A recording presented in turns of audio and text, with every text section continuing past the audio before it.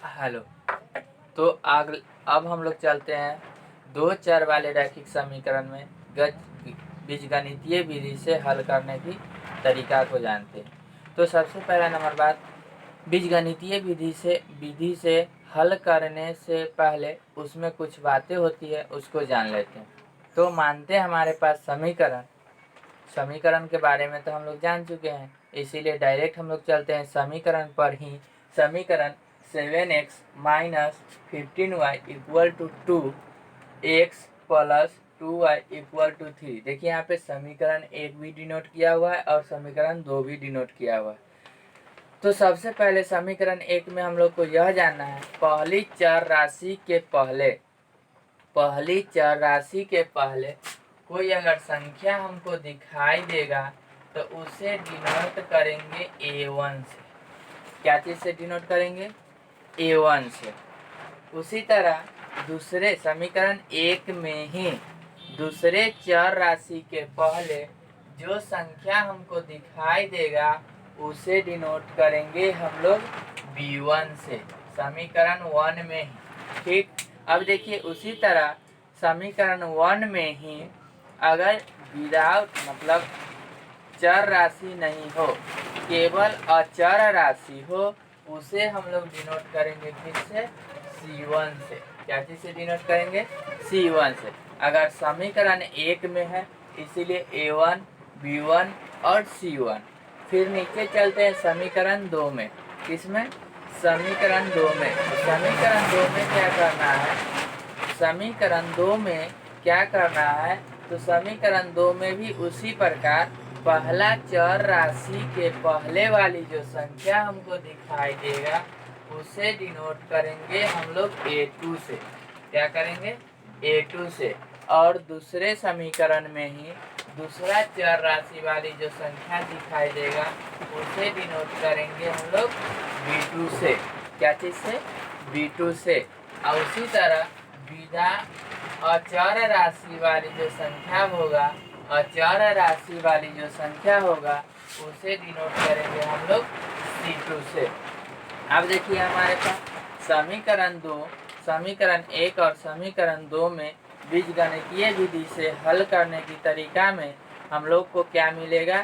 समीकरण 1 में मिलेगा a1, समीकरण 1 में मिलेगा b1, समीकरण 1 में मिलेगा c1। उसी तरह समीकरण 2 में क्या मिलेगा? a2, b2 और c2।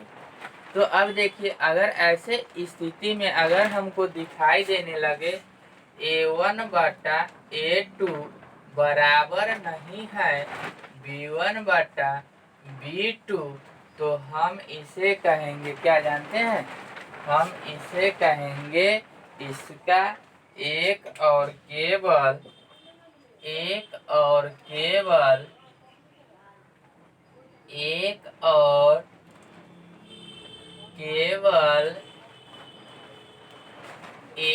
हल होगा।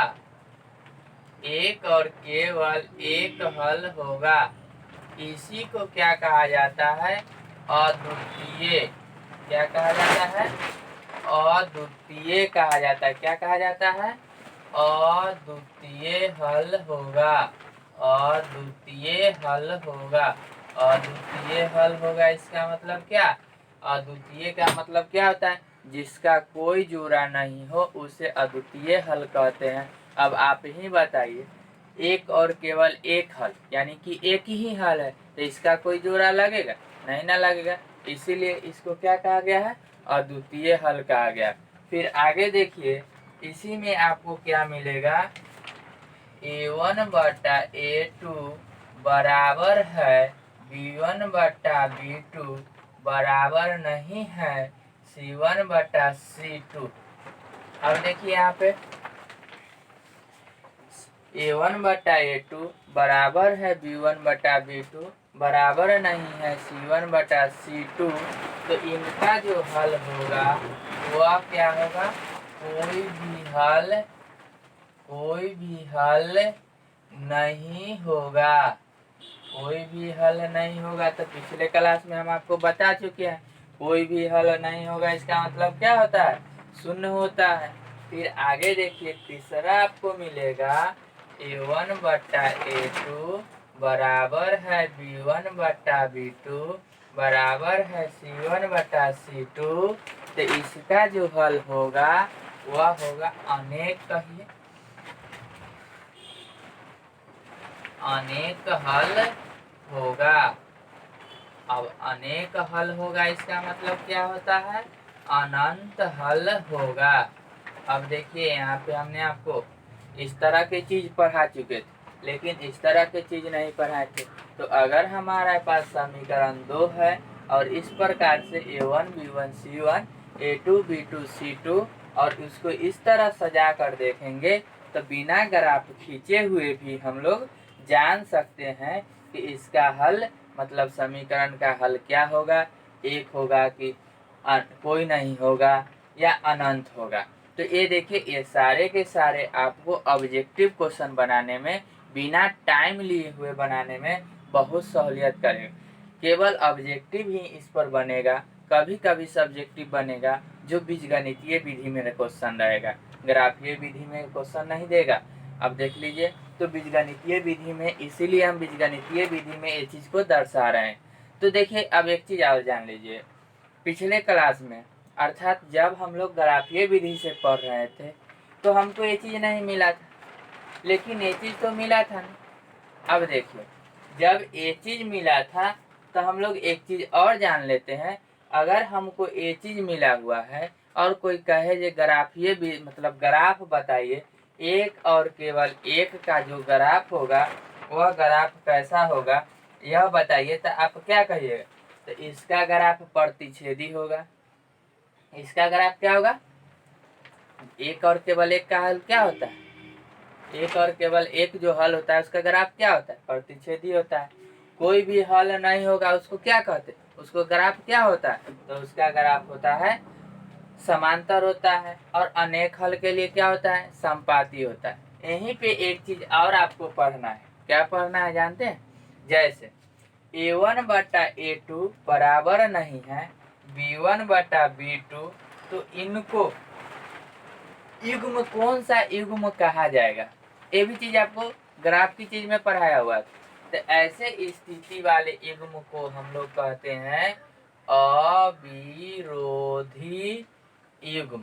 क्या कहते हैं, अविरोधी युग्म कहते हैं। अब देखिए अविरोधी युग्म कहते हैं। उसके बाद इसको क्या कहते हैं, इसको क्या कहते हैं, जिसका कोई हल नहीं होगा उसको क्या कहेंगे, उसको हम लोग कहेंगे विरोधी। क्या बोलेंगे, विरोधी युग्म कहेंगे या असंगत कहेंगे। क्या कहेंगे, असंगत युग्म कहेंगे।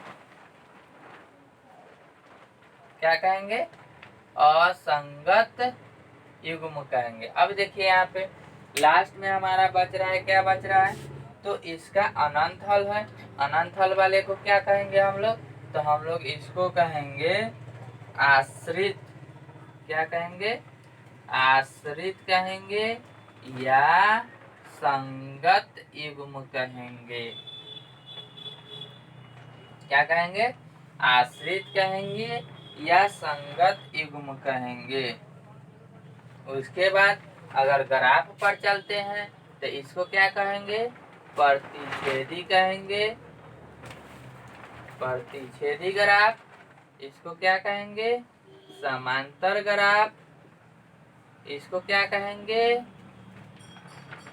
इसको क्या कहेंगे, तो इसको कहेंगे संपाती। क्या कहेंगे, संपाती। हो गया। यही हमारा ऑब्जेक्टिव क्वेश्चन के लिए सबसे इम्पोर्टेंट चीज है। यहाँ से लेके यहाँ तक की कहानी को अगर आप याद रखते हैं तो इससे आपको 3 नंबर जरूर मिल जाएगा। इतना चीज आपको इम्पोर्टेंट है, इसे फार्मूला कहिए या नोट्स कहिए, मगर इतना चीज आपको याद होना चाहिए। मेन कंडीशन ऑब्जेक्टिव के लिए इस चीज को जानना जरूरी है। और ये चीज हमारा कहाँ से आता है, इससे आता है। अच्छा, मैं इसी क्वेश्चन में पूछ दूं कि इसका ग्राफ क्या होगा, तो हम क्या करेंगे, कैसे चेक करेंगे? तो सबसे पहले A1 का मान कितना है, 7 है। B1 का मान कितना है, -15। C1 का मान कितना है, 2 है। क्या है, 2 है। अब देखिए उसी तरह A2 का मान कितना है, तो x है। x नहीं है, x के आगे कितना अंक है, 1 है, तो 1 है। तो A1 बटा A2। B2 का मान कितना है, 2 है। C2 का मान कितना है, 3 है। अब इसके भी बटा में लगा दीजिए। अब देखिए 7 बटा 1 -15 बटा 2, 2 बटा 3। अब बताइए ये दोनों बराबर है, नहीं ना है। जब बराबर नहीं है तो हम लोग को यहीं से सोल्यूशन कर लेना है। अब देखिए यहाँ पे A1 बटा A2 बराबर नहीं है B1 बटा B2, तो इसका हल क्या होगा? हल अगर पूछेगा तो अद्वितीय हल होगा। इसका ग्राफ क्या होगा, तो प्रतिच्छेदी होगा। युग्म कैसा होगा, अविरोधी होगा। इसी प्रकार के क्वेश्चन आएगा आप लोगों को, तो बना दीजिएगा। ठीक है, आगे देखते हैं।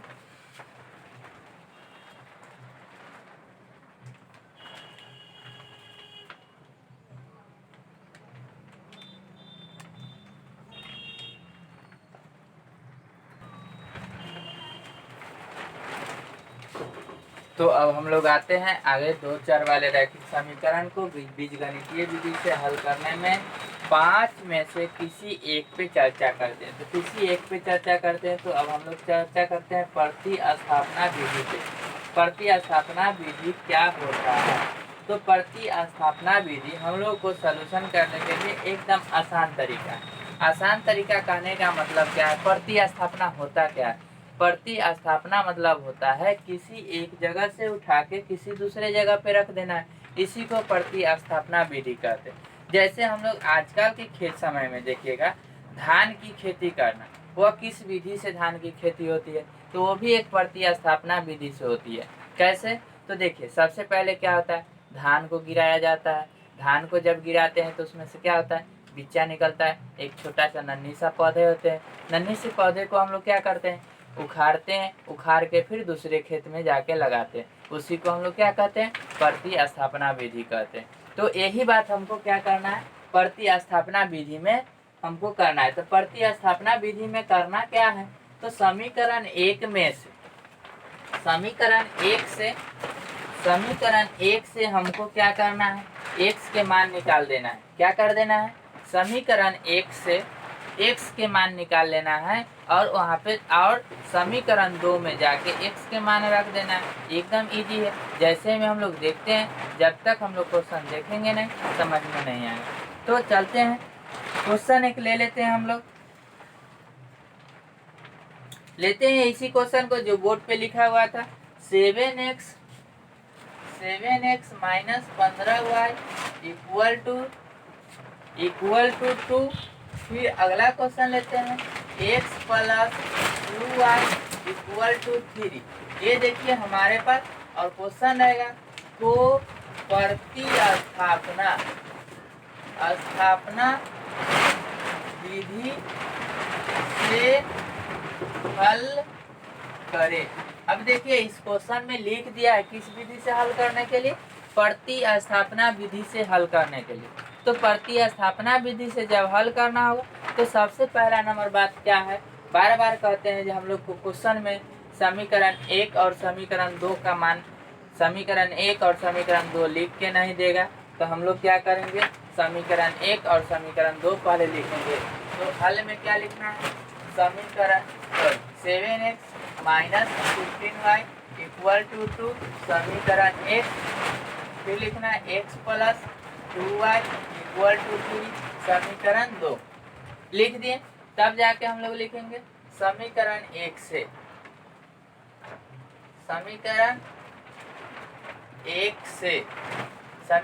से करना क्या है, तो सबसे पहले हम लोग 7x minus 15y equal to 2 या 7x बराबर 2। अब क्या बोले थे, जे किसी एक का मान निकालना है। या तो आप x के मान निकालिए ना तो y के मान निकाले, मगर किसी एक का मान निकालना ही होगा।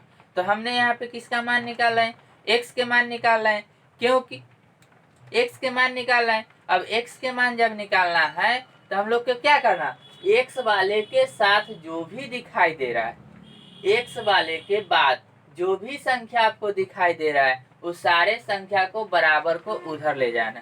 तो यहाँ पे हमको क्या दिखाई दे रहा है, -15y दिखाई दे रहा है, -15y दिखाई दे रहा है। तो इस 15y को बराबर को उधर ले जाना है। तो उधर ले जाना है तो क्या करेंगे, यह माइनस में 15y है तो उधर क्या चीज में जाएगा, प्लस में 15y जाएगा, जाएगा कि नहीं जाएगा। उसके बाद यह हो गया। अब क्या करना है, अब क्या करना है, हमको x के मान निकालना है ना, किसका मान निकालना है, x का मान निकालना है। लेकिन यहाँ पे जो मान आया हुआ है वो किसका मान, 7x का है। तो 7x का है तो हम लोग क्या करेंगे, हम लोग को यही करना है जो यहाँ से केवल x का मान निकालना है, यानी कि 7 को भी हमको इधर भेजना पड़ेगा। तो यह 7 किसके साथ है, गुना में है कि जोड़ में है कि भाग में है कि घटाव में, तो यह गुना में है, क्या चीज में है, गुना में है। तो इधर क्या चीज में जाएगा, भाग में जाएगा। इसीलिए x बराबर 2 प्लस 15y बाई कितना 7, ये हो गया। अब देखिए यही हमारा, देखिए x का मान आ गया। अब x के मान को उठाकर यहाँ पे पुट कर देना है इस जगह, यानी कि समीकरण 2 में रख देना है। तो हम क्या बोले थे, प्रतिस्थापना का मतलब है एक जगह से उठा के दूसरी जगह रख देना, इसी को हम लोग क्या कहते हैं, प्रतिस्थापना कहते हैं। तो हम लोग लिखेंगे अब समीकरण 2 में x के मान रखने पर, अब देखिए समीकरण 2 में x के मान रखने पर, तो अब हम लोग क्या करेंगे, समीकरण 2 में x के मान रखेंगे। तो समीकरण 2 हमारा कहाँ है, x प्लस 2y या 3 बराबर 3, या x के जगह क्या लिखेंगे, 2 plus 15y by 7 plus 2y equal to कितना 7। अब देखिए यहाँ पे a अगर 7 इसके साथ भी रहता, यानी कि यह चिन्ह पूरा ऐसे रहता, यह चिन्ह पूरा इस प्रकार रहता, तो हम इसको क्रॉस मल्टीप्लाई कर सकते थे। लेकिन संजोग बस यह चिन्ह पूरा नहीं, क्या है, आधा पर। तो सबसे पहले हम लोग को इधर का पूरा काम करना होगा, उसके बाद ही 7 को इधर कुछ करेंगे। तो अब यहाँ पे क्या चीज है, ये क्या चीज का चिन्ह है, जोड़ का कि घटाव का गुना का भाग का, तो जोड़ का है। तो जोड़ का है तो हम लोग को भिन्न के जोड़ करना होगा, क्योंकि यह अंश बटा हर में है, यह केवल अंश में है, इसीलिए हमको पहले भिन्न के जोड़ करना होगा। तो एलसीएम क्या आएगा, हम लोग को 7 आएगा, क्या आएगा। अब एलसीएम किसका किसका निकाले, तो इसके बटा में कितना है, 1 है। तो 1 और 7 का एलसीएम क्या होता है, 1 और 7 का एलसीएम नहीं निकलेगा, नहीं निकलेगा तो हम लोग क्या करेंगे, इसको गुना करेंगे। तो 7 का एक बार पढ़ेंगे तो क्या होगा, 7 ही होगा ना। तो हमारा एलसीएम 7 हो जाएगा। अब देखिए आप 7 से इस 7 में डिवाइड करना है, 7 से इस 7 में डिवाइड करना है, तो कितना मर्तबे लगेगा, 1 मर्तबे, कट गया। तो अब देखिए इस 1 से ऊपर वाला में गुना करना है, तो गुना करना है तो केवल 2 में ही नहीं करना है, इसमें भी करना है। लेकिन संजोग ऐसा है जो 2 प्लस 15y, इसमें 1 से गुना करेंगे तो 2 का एक बार पढ़ेंगे तो 2 प्लस 15 के एक बार पढ़ेंगे तो 15y, यानी कि जैसे के तैसे रह जाएगा, क्योंकि गुना करना है 1 से। 1 से किसी भी संख्या में अगर गुना कीजिएगा तो उसका मान वही रहता है जिससे आप गुना कर रहे हैं। तो 2 प्लस 15y और प्लस का चिन्ह है तो प्लस। अब देखिए जितना प्रतिक्रिया हम इससे किए हैं वह पूरा प्रतिक्रिया इससे भी करना होगा, यानी कि इस 7 में इससे भी भाग देना होगा। तो 1 से 7 में भाग देंगे तो 7 मर्तबे कटेगा, तो फिर 7 से गुना करना पड़ेगा उसमें 2y में, अर्थात देख लीजिए ना तो फिर कहिएगा कि सर जी क्रॉस मल्टीप्लाई कर दी, अर्थात देखिए 7 मर्तबे लगेगा, 7 मर्तबे कर जाएगा। अब इस 7 से गुना करना पड़ेगा हमको किस में, इसमें, तो 7 गुना 14y इक्वल टू कितना हो जाएगा, 3 हो जाएगा। अब देखिए इसको क्रॉस मल्टीप्लाई करते हैं, या इसके जैसा तो ऊपर में कोई नहीं है, नहीं है तो 2 a और a है तो 15 14 कितना हो जाएगा, 29, क्या हो जाएगा 29y। अब देखिए यहाँ पे यह 7 हम क्या बोले थे, जब पूरा के बटा में रहेगा तो हम इसको क्रॉस मल्टीप्लाई कर सकते हैं, यानी कितना हो जाएगा 7 21। अब देखिए यहाँ पे, या इसको उठाकर उधर ले जाएंगे तो 29y बराबर 21 माइनस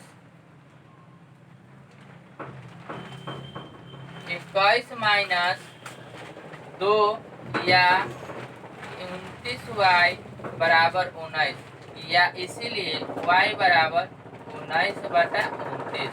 अब देखिए यहाँ पे हमारा किसका मान आ गया है, हमारा मान जो आ गया है वह y का मान आ गया है। किसका मान आ गया है, y का मान आ गया।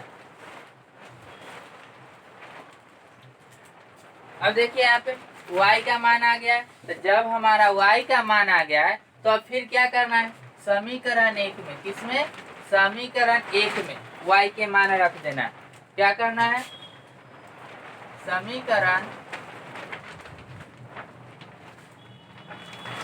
या इसमें, यहाँ देखिए x का जो मान आया था उसमें क्या चीज का मान रख देना है, y का मान रख देना है। किसका मान रख देना है, y का। चूंकि x बराबर 2 + 15y इक्वल टू कितना हो जाएगा 7, या x बराबर 2 + 15 गुने y का मान कितना था 19/29, या x बराबर, अब देखिए 2 + 15 में तो 19 से गुना करना पड़ेगा क्योंकि गुना है, तो गुना कीजिए 15 में 19 से, 19 गुने 15, 9 × 5 = 45, हाथ में 4, 5 9 5 4 95, ये 19, 5 9 दूनी 18, 285, 285/29। अब देखिए यहाँ पे क्या चीज का चिन्ह है, जोड़ का चिन्ह है, तो हम लोग का क्या होगा, भिन्न का जोड़ होगा। तो भिन्न का जोड़ होगा तो 1 और 29 का एलसीएम 29, तो 29 9 दूनी 18, 2 4 5 18। अब देखिए ये कैसे आ गया, तो इससे इसमें भाग करेंगे तो 29 बार में कटेगा, 29 को 2 से गुना करेंगे तो 58, फिर उसी तरह 29 से 29 में भाग करेंगे तो क्या होगा, एक मर्तबे, तो 285 में 1 से गुना करने पर 285 होता है, अर्थात इसको फिर 8/13, 8/13 14, 3/29, 29 किससे कटेगा,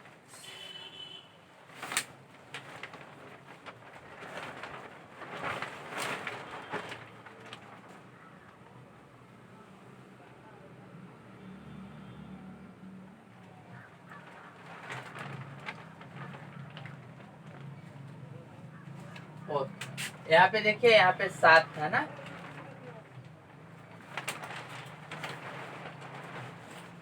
फिर यहाँ पे भी 7। अब देखिए यहाँ पे ये तो ऊपर वाला बटा के बटा है ना, तो नीचे भी है, तो इसके नीचे कितना होगा, तो जब भी आपको बटा के बटा दिखाई देने लगे तो हम लोग क्या करेंगे, उसे क्रॉस मल्टीप्लाई करते हैं। क्या करते हैं, क्रॉस मल्टीप्लाई, यानी कि ये हो जाएगा, इससे काटिएगा तो यह कट जाएगा 728 9, यानी कि कितना 49/29 आंसर, अर्थात x बराबर हमारा कितना आया 49/29, y बराबर क्या आया हमारा 19/29, यही हमारा आंसर होगा।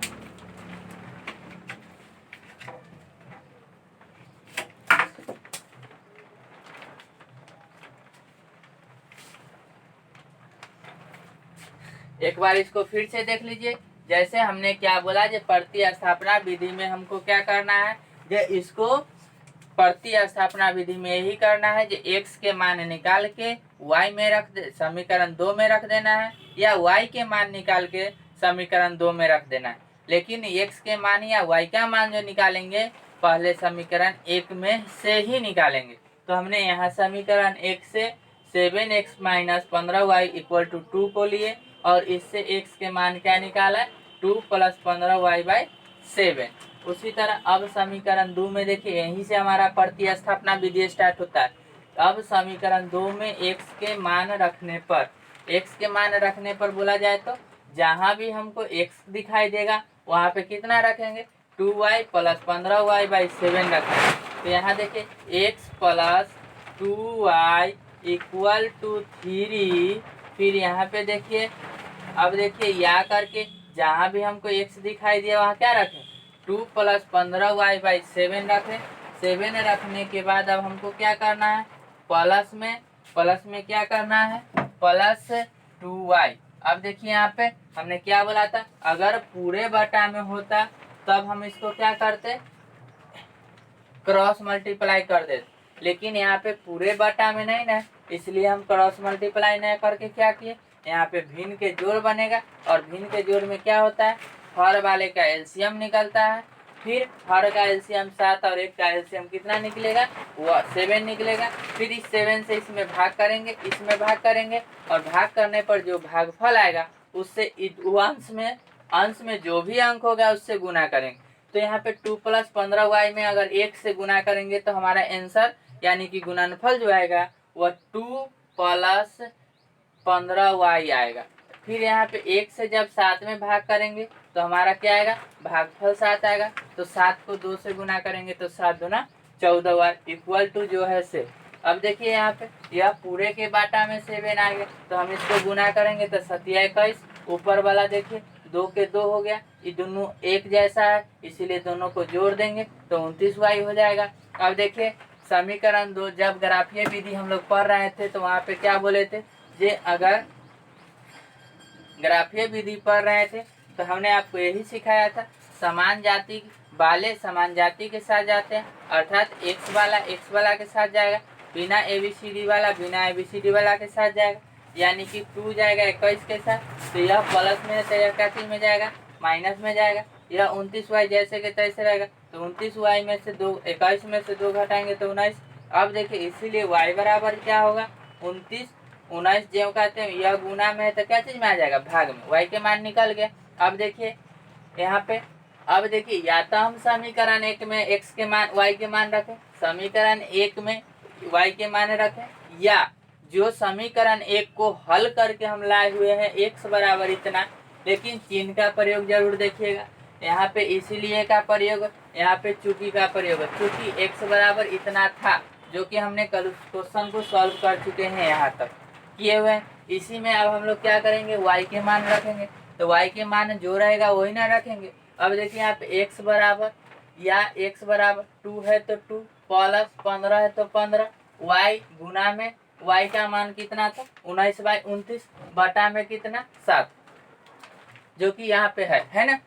आगे देखिए या x बराबर, अब देखिए यहाँ पे 2 प्लस इस 15 और 19 को जब गुना कीजिएगा तो 285 बटा में 29 है तो 29, ये हो गया। उसके बाद इसके बटा में कितना होगा, 7 होगा, क्या होगा 7 होगा, क्योंकि यह 7 जो है वह 7 यहाँ आया, तो यहाँ वाला 7 यहाँ आना चाहिए कि नहीं आना चाहिए, आना चाहिए।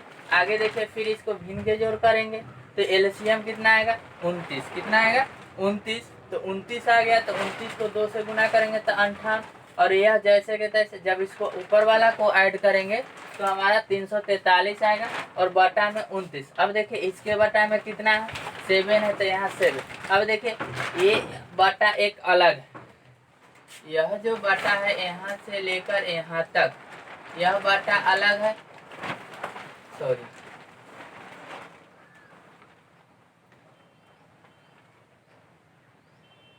यह देखिए यहाँ से लेकर यहाँ तक जो बटा है वह अलग है, और यहाँ पे केवल 7 साथ है ना, तो यह तो देखिए तो इसका भी बटा में होगा ना कुछ, इसीलिए यहाँ पे हमने क्या लगाया 1 लगा दिया। अब देखिए यहाँ पे बटा के बटा क्या होता है, उलट के क्रॉस मल्टीप्लाई हो जाता है, यानी कि ऊपर वाला ज्यों का त्यों रहेगा और नीचे वाला उलट जाता है, अंश हर ऊपर चल जाता है और हर नीचे चल जाता है, सॉरी हर ऊपर चल जाता है और अंश नीचे चल जाता है। अब देखिए इसको 7 से काटेंगे तो 49 मरतबे, अर्थात हमारा जो मान आएगा वह क्या होगा 49/29, क्या आएगा 49/29, यानी कि x का मान जो आया हमारा 49/29 और y का मान जो आया 19/29। तो आगे आप लोग क्वेश्चन कुछ लिख देते हैं, आप लोग उसे हल कीजिएगा और उसे बनाइएगा।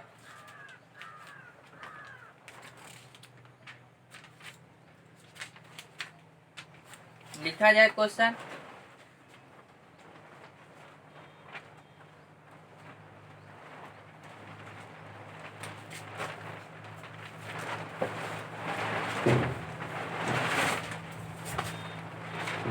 लिखा जाए। क्वेश्चन वही होगा, निम्नलिखित समीकरण को ग्राफीय आपको प्रतिस्थापना विधि से हल करना है। क्वेश्चन है x प्लस वाई बराबर 7, x प्लस वाई बराबर 7 और दूसरा है 3x plus 2y equal to 11। इसी क्वेश्चन को देखिएगा प्रतिस्थापना विधि से बना के। क्वेश्चन क्या है, क्वेश्चन फिर से लिख लीजिए।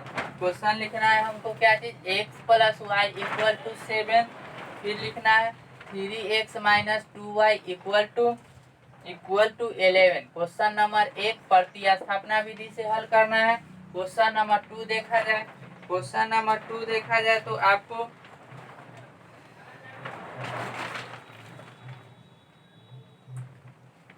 2y minus x plus 2 equal to 0 और दूसरा क्वेश्चन आपको है 4x plus 5y plus 1 equal to 0। इसको भी आपको हल करना है प्रतिस्थापना विधि से ही। तो यह दो क्वेश्चन को हल कर लीजिएगा और आपका ठीक है। तो प्रतिस्थापना विधि से हल करने का तरीका यही है। इसके बाद आपको मिलेगा लुप्तीकरण विधि, तो फिर नेक्स्ट क्लास में उसको देखते हैं।